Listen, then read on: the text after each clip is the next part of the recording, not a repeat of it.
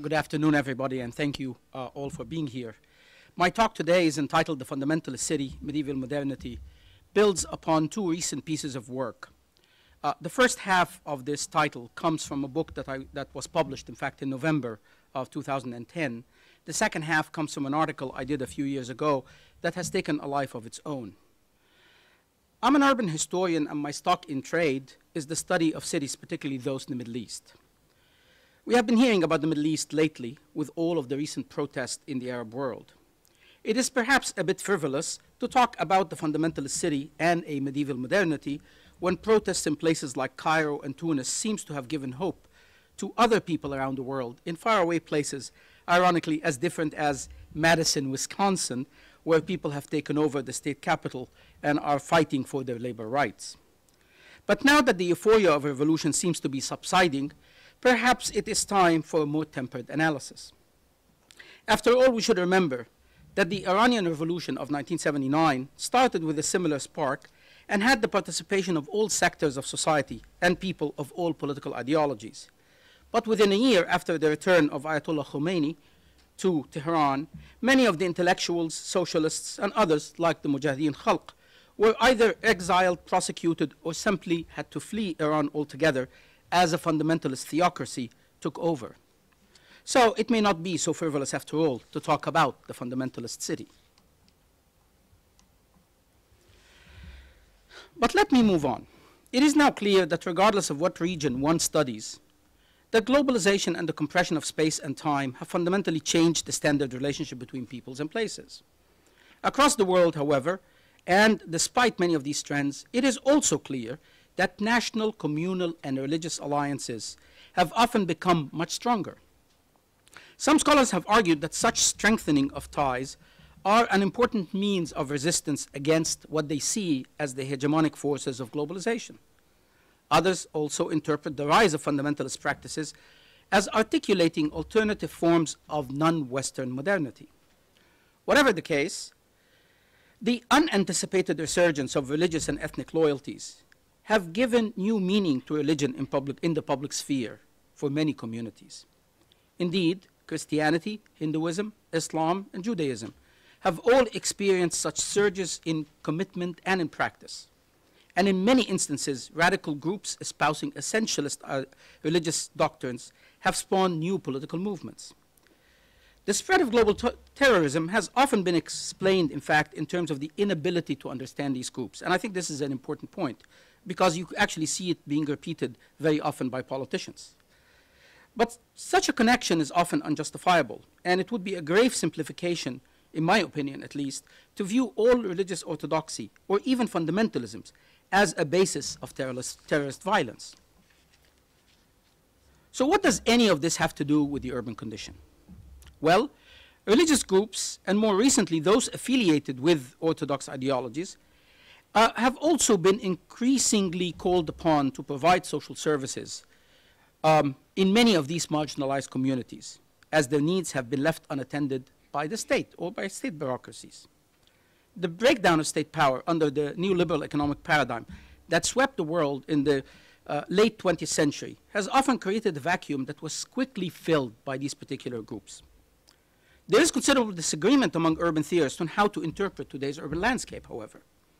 On the one hand, an optimistic discourse envisions cities as arenas of livability, livelihood, and social transformation in settings like Latin America, where there is a sense that the democratization and the decentralization of governance from the national to the urban scale has involved some form of a quiet evolution of democracy.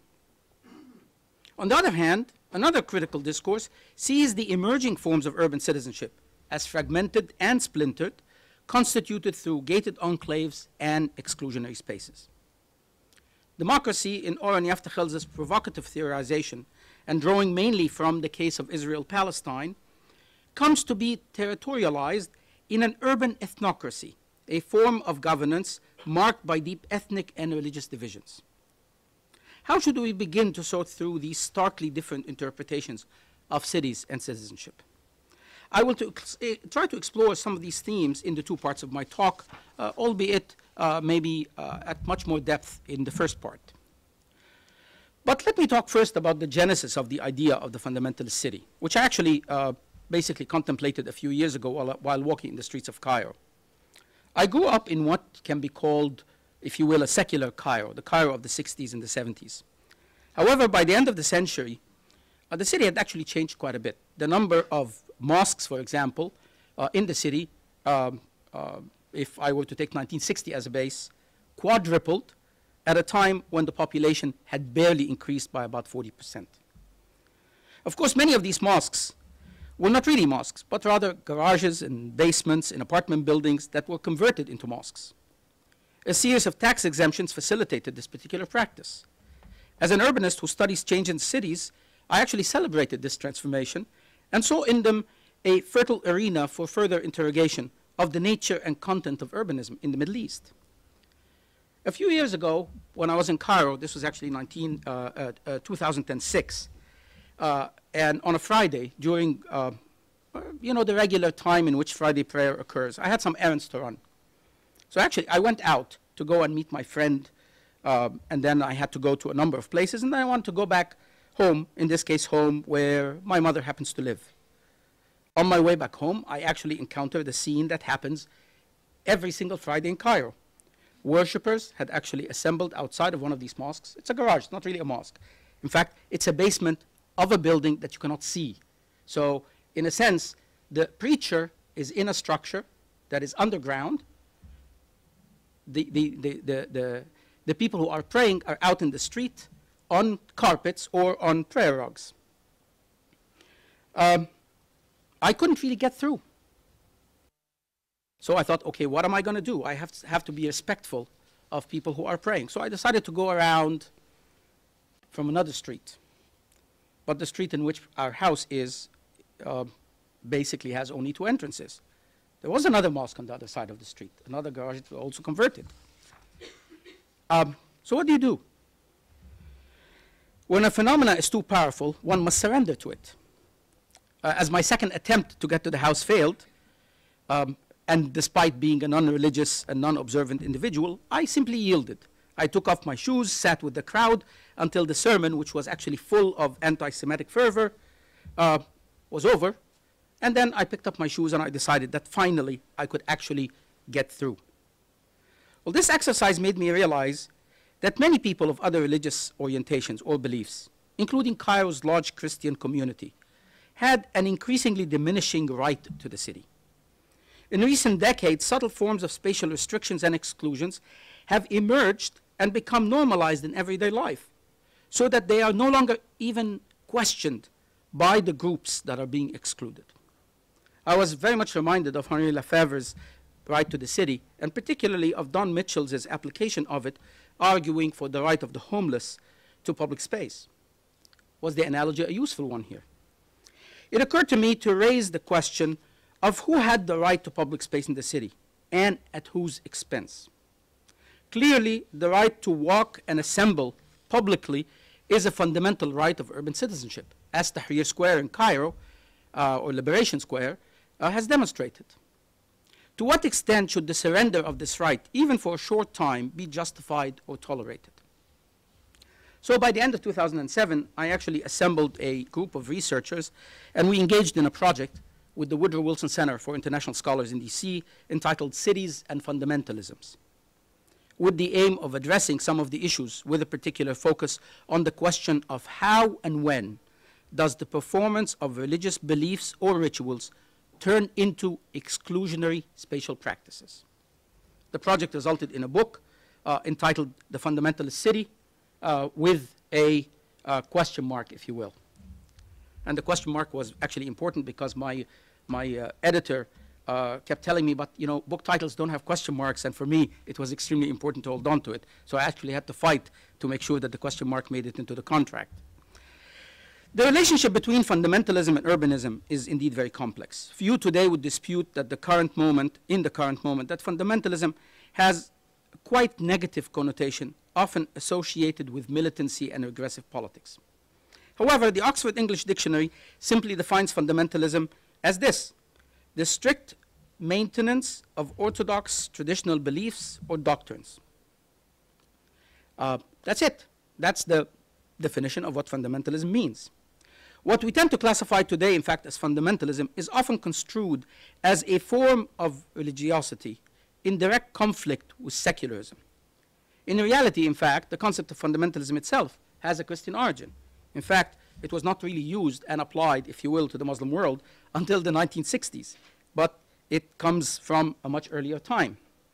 The term was first used at the beginning of the 20th century when the American Northern Baptist Convention of 1920 described the more conservative evangelical Protestant delegates who were attending the conference and who stressed the inerrancy of the Bible and mandated its use as a binding historical document as fundamentalists. So the first fundamentalists in this case were actually folks who basically believed that the Bible is a text that has to be followed. Emerson and Hartman suggested, in fact, that in the broad sweep of history, fundamentalists are normal. Now, there is nothing unusual in people taking religion very seriously. What we now regard as religious extremism was completely commonplace 200 years ago, 150 years ago, even in the Western world, and is still a commonplace in many parts of the globe. This is just a reminder that fundamentalism has not always been viewed as an oppressive system of belief. What has changed, however, in modern life is simply the way that it is being viewed with the introduction of a new value system offering a different vantage point. This new perspective emerged as a result of the colonial project of the late 18th and 19th centuries, which spread the idea of the of European Enlightenment with its focus on the individual to many parts of the world that for centuries had abided by a totally different worldview. The Enlightenment project advocated a new frame of reference, which assumed that all human beings share the same universal values. Ironically, a theme that comes up every now and then, even today, at the beginning of the 21st century.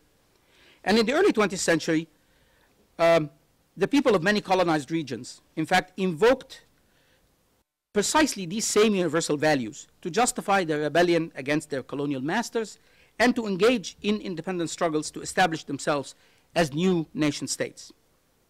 Their various forms of resistance ranged from appeals to the humanity of their oppressors, to invocations of religious principles, and sometimes to desperate extremist violence. But during this early period, no one ever described these movements as fundamentalists. Even Gandhi was not described as a fundamentalist. After the dust from the independence struggle settled, many of these new nations adopted modernist governance structures, much of which, in fact, were inherited from the colonial apparatus that was almost left intact. As such, however, they soon found themselves having to battle some of the same groups which had helped them achieve independence, but which were now rebelling against the Enlightenment-inspired universalism. These groups usually advocated a return to a real or an imagined former value system and the revival of mechanisms of decision-making from tradition.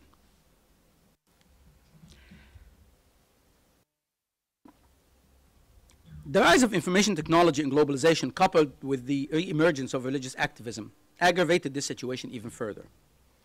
As Manuel Castells argued in his beautiful book, The Power of Identity, published in 1997, the space of flows, which replaced the space of places, facilitated the rise of fundamentalist movements, not only in the newly independent states, but ironically also in the land of the former colonizers. And as Benjamin Barber pointed out, in his book, Jihad versus McWorld, which you actually see a cover of here, published also the same year, many nations in this new global order want it all, argued Barber. Despite obvious contradictions, they wanted the Coca-Cola, McDonald's, and the internet, while they insisted on restricting freedoms of speech, freedom of movement, and communication. Tim Mitchell, on the other hand, had a slightly more refined argument, in my opinion, that jihad is not antithetical to the development of McWorld. In a beautiful article, which is actually called MacJihad, he argued that MacJihad is a necessary combination of a variety of societal logics and forces. Indeed, he pointed out that jihad seems to have ridden on the back of the information revolution and has done extremely well by it. Hence, developments in many cities and places that we refer to today as tolerating fundamentalism are in fact a product of a specific moment in time facilitated by the space of flows. In one of the earlier works on fundamentalism, a book entitled Defenders of God, Bruce Lawrence argued that fundamentalism is an ideology rather than a theology that is principally formed in conflict with modernity. Now, this is an important point because you will encounter quite a lot of scholars who make that duality apparent and who focus more on it as if they, in fact, we are dealing with two ideas that exist on opposite poles. I completely reject this notion. Martin Marty and Scott Appleby, sociologists of religion, were among the first to recognize the upsurge of fundamentalism in the early 1990s. In an initiative that was supported by the American Academy of Arts and Sciences, they actually convened a very large group of 100 scholars who studied the phenomena over a 5-year period and produced 10 volumes. It's very unfortunate that these volumes were not used as often and were not necessarily made accessible to the general public. They were basically conference proceedings, if you will. They concluded that there's a family resemblance within fundamentalism that to a greater or lesser degree unites movements within the religious traditions of Christianity, Islam, Judaism, Hinduism, Buddhism, and Sikhism. But today, I think it would be naive to think that fundamentalism exists in complete opposition to the modern world or its various manifestations. Indeed, the category itself can be defined less by a rejection of modernity than by social, ethnic, and nationalistic grievances. One reading of this paradox might be that the relationship between modernity and fundamentalism is more transactional rather than antagonistic. Accordingly, or according to some, fundamentalism is the rational response of traditionally religious people to social, political, and economic changes that downgrade and constrain the role of religion in the public sphere. Now, this case is best illustrated through the challenge to the Israeli state by the Israeli settler movement in the occupied West Bank territories. And more recently, in fact, I would argue by the problems that the Palestinian Authority has actually faced with the takeover of Gaza by Hamas. In some of these cases, the conflict is between two or more usually antagonistic understandings and regimes of knowledge and of statehood. Here we must recognize that such conflicts are not just battles between fundamentalism and secularism. They are often between two irreconcilable forms of fundamentalism. But should fundamentalisms really be understood as a new type of modern resistance? It is true that most fundamentalist movements invoke an invented history or justify their claims, but almost all national movements have done exactly the same in earlier times. So in a sense, the nation state is equally fundamentalist, if you will. The only difference may be that fundamentalists always invoke an essentialist history based on the belief in the inerrancy of text or texts with an S, and hence they justify a nation of God or a city of God by invoking a scriptural truth, while the nation state often invokes only the apparent truth of its own modernity. Now, I don't know where to place the United States in this regard because I believe in America we view the Constitution in a much more fundamentalist stance than most Muslims view the Quran, which is somewhat unfortunate, but that's exactly where we're stuck. The difference is we have 9 justices who interpret the Constitution in a way that we cannot escape. At least one can argue that in Islam there are differences of opinion on who has the right to interpret in the first place. So let me move on to the territorial character of fundamentalism. One might hypothesize that there are 2 versions of the fundamentalist city, the parochial and the global. The parochial fundamentalist city is one where mainly local forces have shaped the fundamentalist exclusionary nature of space. One may cite here, for example, the case of Peshawar in Pakistan under the influence of the Taliban, or parts of the city of Hebron in the West Bank as it is controlled by the settlers movement, despite the fact that the city technically is under the control of the Palestinian Authority. The global fundamentalist city, on the other hand, is one where networks of global interaction allow for a high level of exclusionary practices, spatial practices. Example here may include ethnic neighborhoods, both in the cities of the Muslim global south, as well as the cities of the global north that have sizable minority populations. Now, one of the points that I'd like to make is that the relationship between the city and its hinterland, whether that is in fact agricultural areas, the countryside, or desert, is very important for the fundamentalist equation. And it is in fact an issue that is relatively unexplored, if you will, by scholars. The core periphery relationship, which in certain cases describes the connection between the city and the desert, and in others between the town and the village, may explain much about the roots of various forms of fundamentalisms. Two examples of the first type are the 18th century Wahhabism, a term that I'm sure many of you have heard about. Wahhabi Islam is the source of most fundamentalism, we are told. And Wahhabi Islam actually starts during the 18th century in Central Arabia. But the event that I would like to point attention to is the siege of Mecca that happened in 1979, which actually emerged in a sense at the beginning of the first year of a new Islamic millennia, if you will, and which can be related to the events of 9/11, as I will explain later.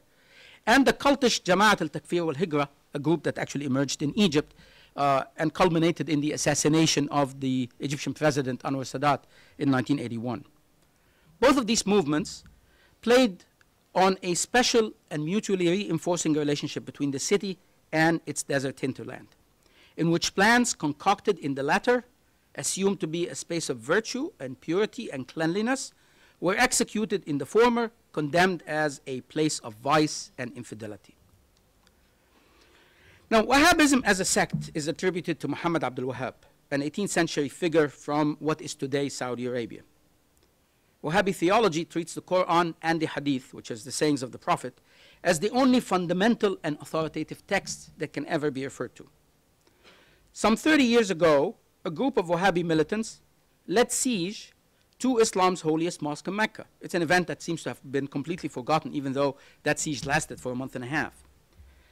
They were led by a young man who believed himself to be the promised Mahdi, who came to cleanse the earth of sin and bring the kingdom of God to man. The siege of Mecca, which actually occurred on November 30th, 1979, the first morning of a new Muslim century, launched the first global jihad and later contributed to the founding of Al-Qaeda. The connection between the city in which the action occurred and the desert which served as the training ground was very important for the siege of Mecca in the late 20th century, as it was for the rise of Wahhabism in the first place a century earlier. The other movement, Jama'at al-Takfir wal-Hijra, was originally founded in Egypt, emerging in the 1960s as an offshoot of the Muslim Brotherhood. Members of this group were Islamists who claimed not to be bound by the usual religious constraints. Although they were originally ambivalent about the city and migrated to the desert to perform what they called hijrah in the tradition of the Prophet, they were always interested in returning to the city. And in fact, the opportunity came with the plot to assassinate Anwar Sadat after his peace treaty with Israel. They believed that the ends justify the means, and hence they were willing to adopt non-Islamic methods, non-Islamic appearance, to blend with the crowds and make themselves hard to detect once they returned to the city. Another example that demonstrates the relationship between the city and the countryside may be the role of the village or the small town in the events in India around the Godhra train burning, which led to the Gujarat riots of 2002. Now, the Gujarat riots and the repercussions, such as the communal riots in Bombay, or what became called Mumbai, have been represented worldwide in media accounts as a clash between Hindu and Muslim fundamentalists, a predictable outcome of fundamentalist ethos motivated by religious zeal. However, I think the question here remains, why is it that unimportant towns, that events that occur in unimportant towns like Godhra or Ayodhya find their most violent repercussions in some of the largest cities in India? Ordinarily, the question of urban space has been peripheral to the understanding of fundamentalism as a phenomena. And in fact, most religious scholars and political scientists who look at that particular phenomena are not necessarily interested in urban space. Although now, particularly after what happened in Tahrir Square, I think the case is being reversed. In fact, when urban space has been referred to, it is usually only as the tableau against which fundamentalism is played out. Yet, in an essay on the rioting in Bombay following the destruction of the Babri Masjid in 1992, Arjun Appudurai claimed that the violence perpetuated against Muslims was in fact motivated by the desire of Hindus to claim valuable urban resources such as property and water, and that this could only be achieved through what he called the elimination of Muslim bodies. In other words, fundamentalism served as the pretext for a larger campaign of land grabbing in which Muslims were seen as undeserving of urban space or urban resources. One way to understand the fundamentalist city, then, beyond the lens of religious activism, is to interrogate it through the practices of exclusion. And this allows us to ask, what makes a city a fundamentalist city, and in whose eyes? From this important question follow a number of ancillary questions, like, is a city which deprives a particular gender of access to its streets a fundamentalist city? Is a city which requires religious minorities to observe and obey the practices and dress code of its majority a fundamentalist city? Or, as in many cities where I come from in California, is a city that bans smoking and renders smokers a banished group a fundamentalist city? When is this line crossed? As a working hypothesis and to flesh out the discourse, let me suggest that the fundamentalist city has a few hypothetical attributes. It is a city which categorically excludes, by law, tradition, declared policy, or latent practice, individuals who are adherents of another religion or who belong to a different ethnicity than those of the ruling power or the majority population. It is a city whose minority residents belonging to different ethnic or religious groups are denied access to basic services or specific public spaces.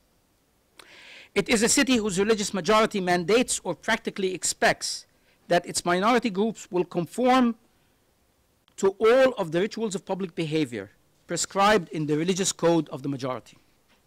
It is a city that is so gender segregated in certain cases, as mandated by a male-dominated society, that women have little or severely restricted access to public space.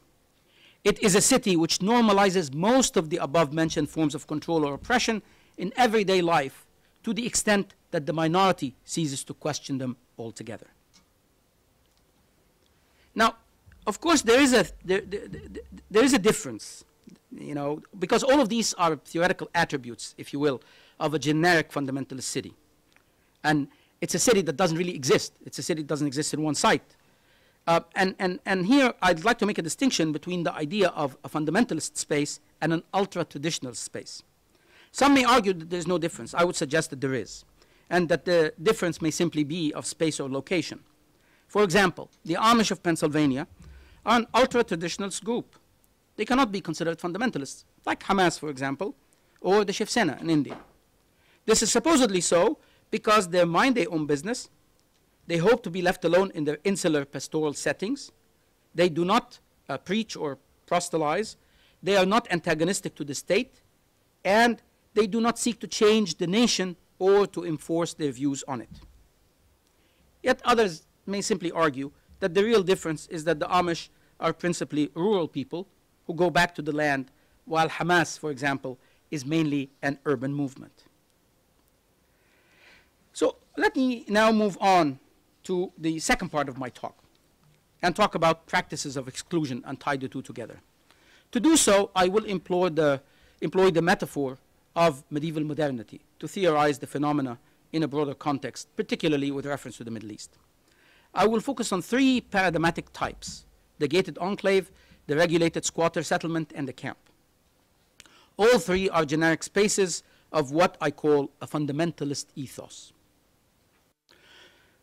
I will attempt to unpack the increasingly fragmented forms of urban citizenship, not only with reference to religiosity, but rather in the context of the neoliberal ideology that has completely taken over many parts of the world in the last 2 decades. Indeed, neoliberalism created a splintered urbanism, as coined by Graham and Marvin, whose patterns exceed the practices of simple segregation or exclusion based on religion. Instead, it introduces multiple and competing sovereignties, which, when territorially exercised, produce fiefdoms of regulation or zones of no law. In order to understand these seemingly new urban practices, I think the concept of medieval modernity, as oxymoronic as it may sound, is one that still allows us to engage in some form of interrogation. I actually invoke it here not as a historical era at all, but rather as a methodological and analytical tool. And in fact, this direction expands on work that Ananya Roy, my colleague at Berkeley, and I have done in a paper where we have postulated this particular thesis. And the paper has gained quite a bit of currency, I think, mainly because it goes beyond the bounds of regional specificity and attempted to create a wider theoretical framework to view some of these urban phenomena. In that paper, we argued that there are 3 points of convergence between the medieval and the contemporary, particularly in relationship to the condition of splintered urbanism.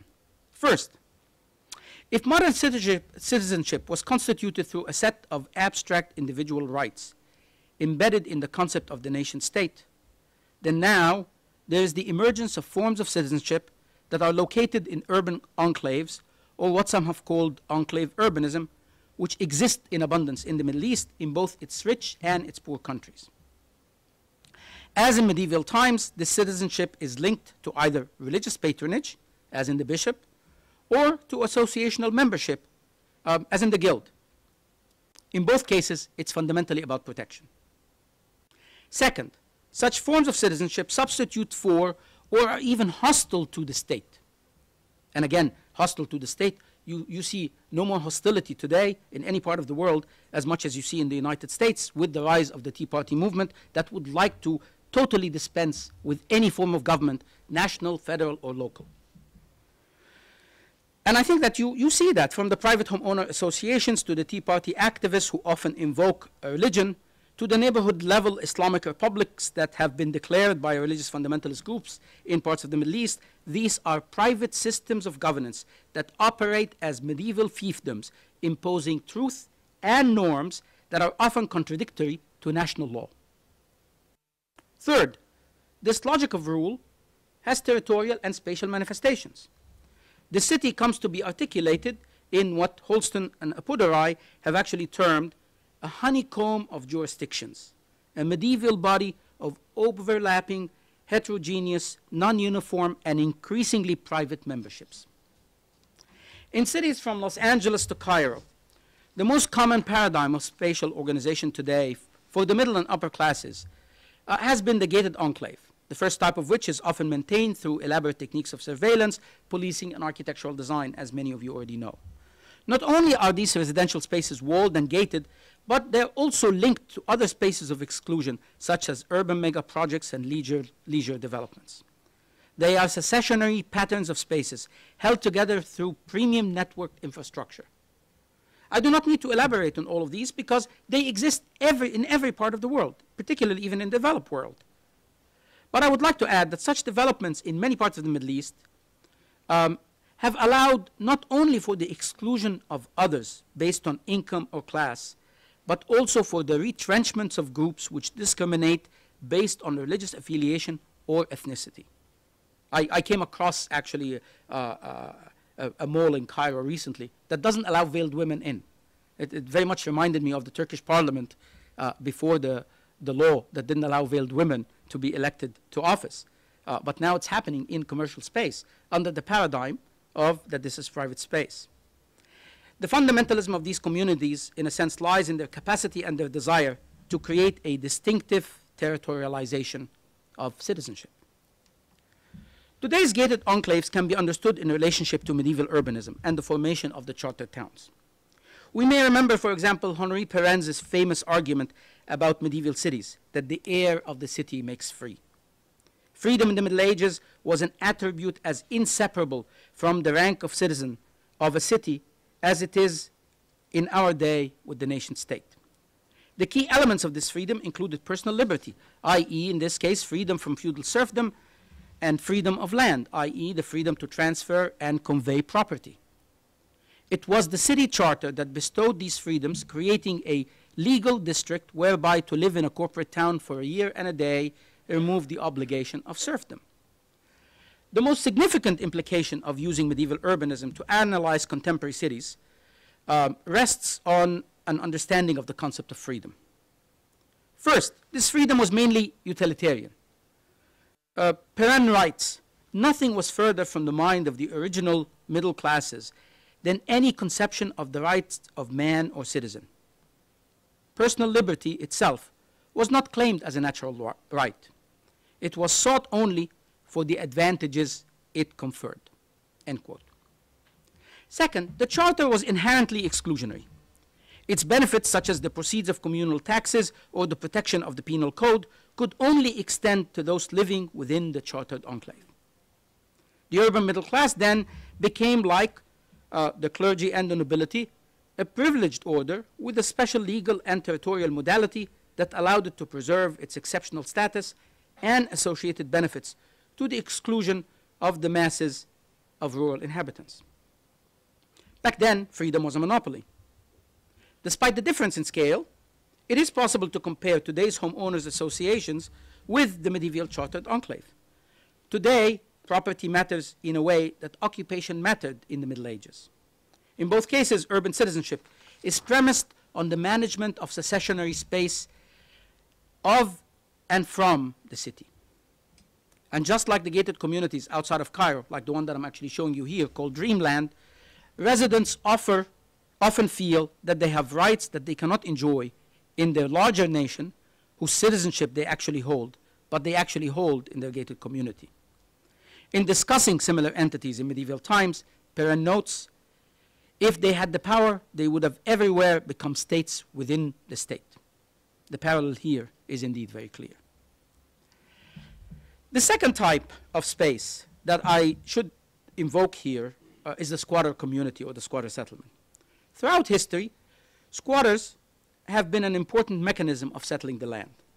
Today, squatter settlements constitute a considerable portion of the built environment of the cities of the Third World, particularly in the Middle East, where they account often for more than 50% of the fabric of many of their cities and accommodating the majority of the urban poor.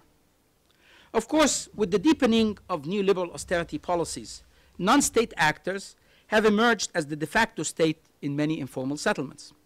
Most strikingly is the convergence of these informal geographies and the territorialization of religious fundamentalisms. With the withdrawal of the state from social spending programs, religious fundamentalist groups have become the main provider of urban services in the informal settlements.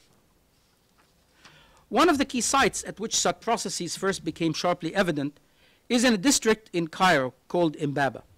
I'm showing you part of it here. In 1992, the Egyptian army actually stormed Imbaba, ending the rule of an Islamist group, Al-Jama'ah al-Islamiyya, that I just mentioned to you earlier, which also had declared Imbaba to be a state within a state. In fact, they called it the Islamic Republic of Imbaba. How did an Islamist group establish this zone of sovereignty? The answer partly lies in the neoliberal restructuring that had occurred in Egypt during that time. Egypt's quite strict adherence to the rules of structural adjustment imposed on it by the likes of the World Bank and the IMF had boded ill for the urban poor of cities like Cairo. In neighborhoods like Imbaba, there has been a sharp increase in poverty and informal employment. Comprised of dilapidated public housing projects and squatter settlements, in the late 1970s, Imbaba was the site of the bread riots triggered by the IMF policies. By the 1980s, Imbaba had been taken over by Al-Jama'ah al-Islamiyya, which had actually become the de facto state. On the one hand, it provided almost all social services, from healthcare to education. On the other hand, it divided Imbaba for the time that the Islamic Republic of Imbaba lasted, which is substantial, 8 months, into 10 sections, each ruled by an emir, governing according to fundamentalist interpretations of Islam. For its short-lived life, the Islamic Republic of Imbaba was indeed a fundamentalist city whose traces remain in Imbaba today.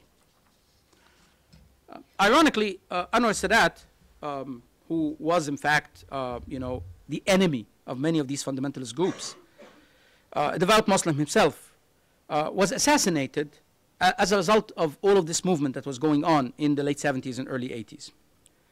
When he was buried in front of the same stand, the military stand, in which he was assassinated under this memorial, the Memorial of the Unknown Soldier, a structure that was actually built years earlier to commemorate the 6th of October War. This structure was actually built in the shape of a negative pyramid, invoking the longer history of pharaonic Egypt, with the names of the October War dead carved on it. And in fact, it's a beautiful structure, because the idea of the names done boldly as if they resemble bricks or stone came way before the Vietnam Memorial of Mia Ling. It's, in a twist of irony, its symbolic shape unintentionally provided further justification for the fundamentalist assassins of Anwar Sadat, who had always called him the last pharaoh of Egypt. They did not, of course, know back then that his successor, Hosni Mubarak, was going to be a greater pharaoh, ruling for 3 times as long as Anwar Sadat. In fact, longer than any other Egyptian ruler in Egyptian history, except for King Ramses II, who had ruled 3,000 years ago and for 42 years. Mbaba is not an exception. In Lebanon, Hezbollah, a group that is high on the US post-9/11 list of terrorist organizations, is also the de facto state.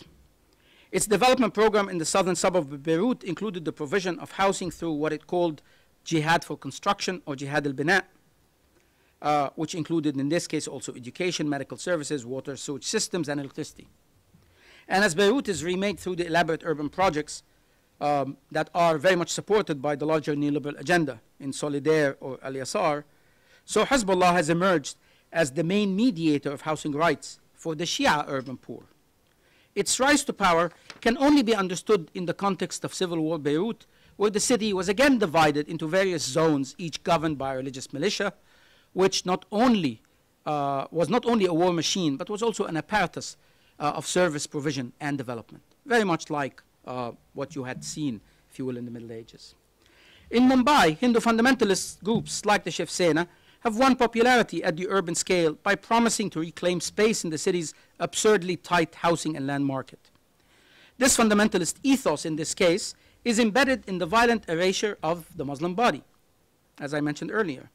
Komarov and Komarov thus designate these religious regimes to be hallmarks of neoliberal capitalism. And I quote, "A privatization of the millennium through the creation of parastates and a reformation of citizenship as conditional, partial, and situational," end quote.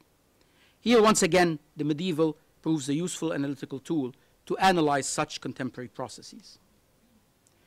Before I move on to my final paradigmatic example, let me just reflect on where we are in the world today and how this relates to my discussion.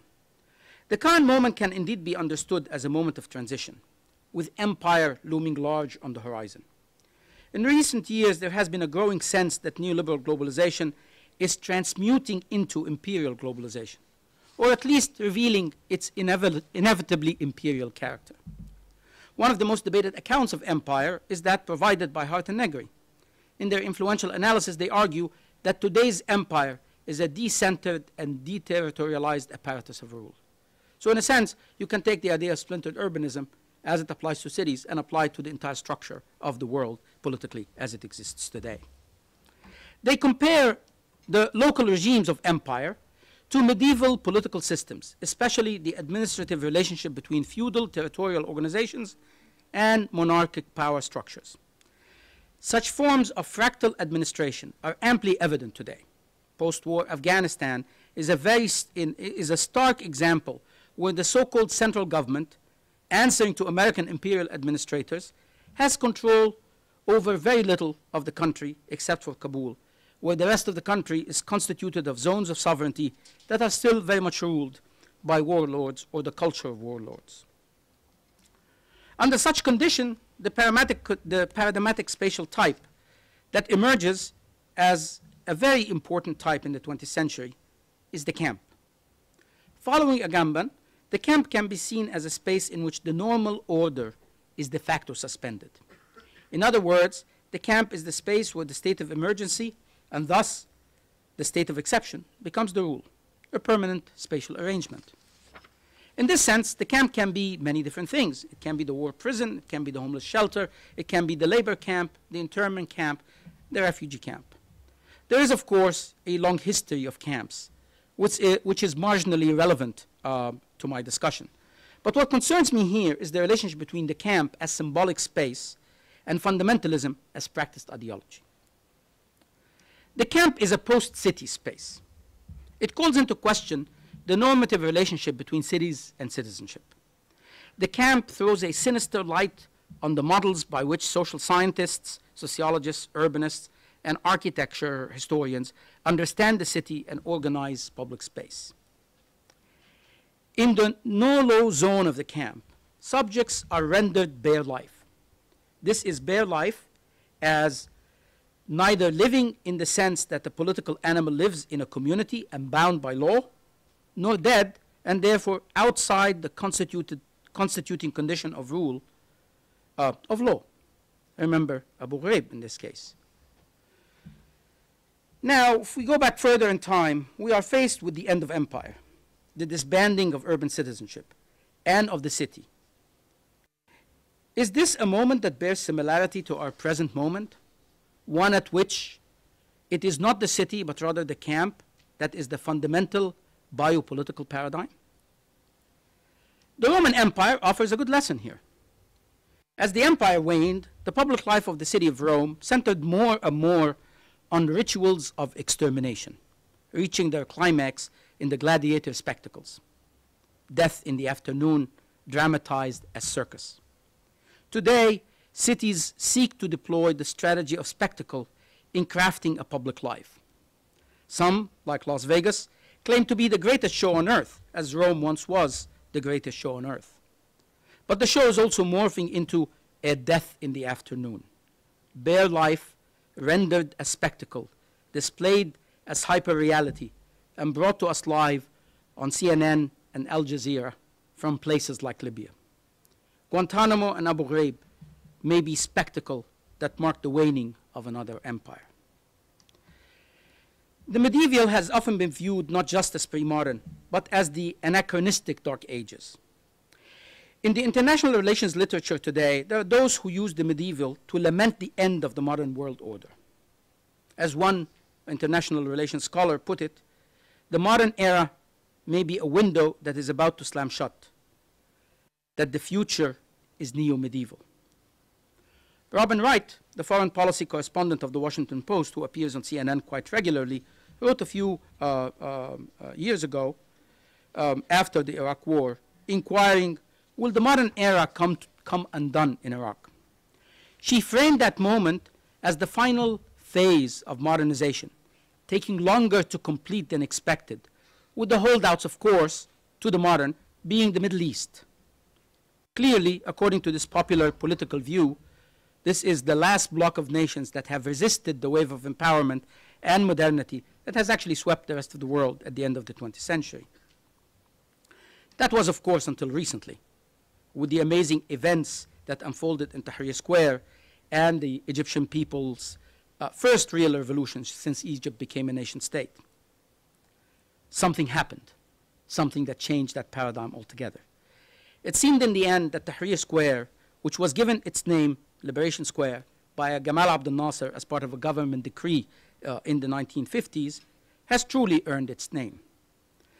But Wright's discourse, not unlike the Obama administration's reluctant position on the Egyptian protests, reveals how the civilizing process, as viewed by the West, is also based on another fundamentalist ethos that contends not with the historic past, but rather with the spaces of exception that are imagined to be the savage past of the East that is unwilling and unable to embrace democracy. The articulation of present-day cities, and not only in the Middle East, as medieval, calls into question the inevitability of progress. Hence, I believe that the paradoxical phrase medieval modernity is the most apt framing of the current situation. It suggests that medieval forms of organization and community do indeed lurk at the heart of the modern. If this idea is anything, it is an attempt to trouble the teleology of modern and to unsettle the normative concept of the city. The spatial formations that I have described are expressions of states of exception. Accepting this logic requires us to think about a post-city urbanism, where the paradigm is not the city, not even the exclusionary fundamentalist city, but rather the state of exception itself. Thank you very much.